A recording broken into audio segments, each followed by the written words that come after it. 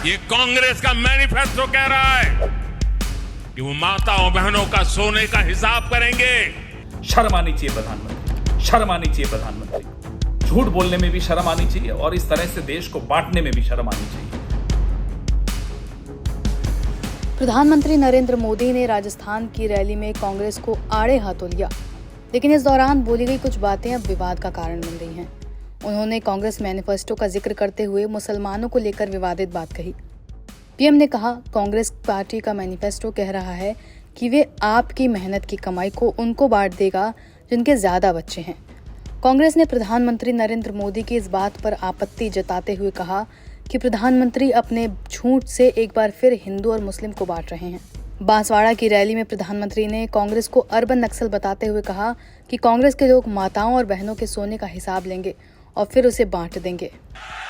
ये कांग्रेस का मैनिफेस्टो कह रहा है कि वो माताओं बहनों का सोने का हिसाब करेंगे, उसकी जड़ती करेंगे, जानकारी लेंगे और फिर उस संपत्ति को बांट देंगे और उनको बांटेंगे जिनको मनमोहन सिंह जी की सरकार ने कहा था कि संपत्ति पर पहला अधिकार मुसलमानों का है।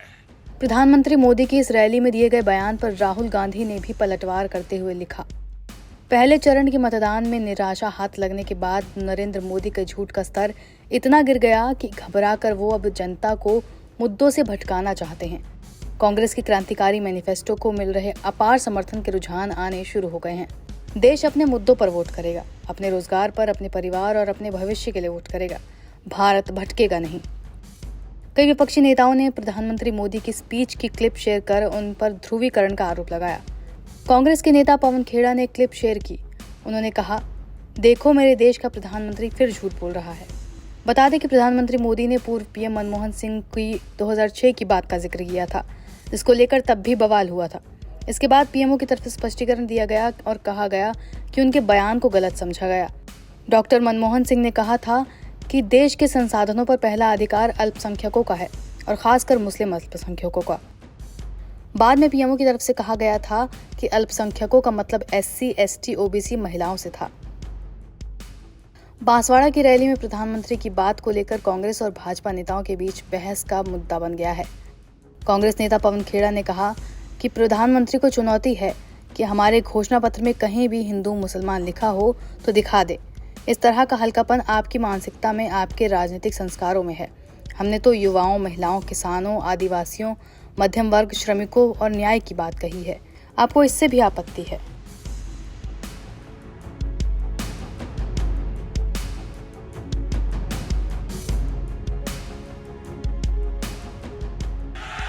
ये कांग्रेस का मैनिफेस्टो कह रहा है कि वो माताओं बहनों का सोने का हिसाब करेंगे, उसकी जड़ती करेंगे, जानकारी लेंगे और फिर उस संपत्ति को बांट देंगे और उनको बांटेंगे जिनको मनमोहन सिंह जी की सरकार ने कहा था कि संपत्ति पर पहला अधिकार मुसलमानों का है। आपके जुमले झूठे, आपके वादे झूठे।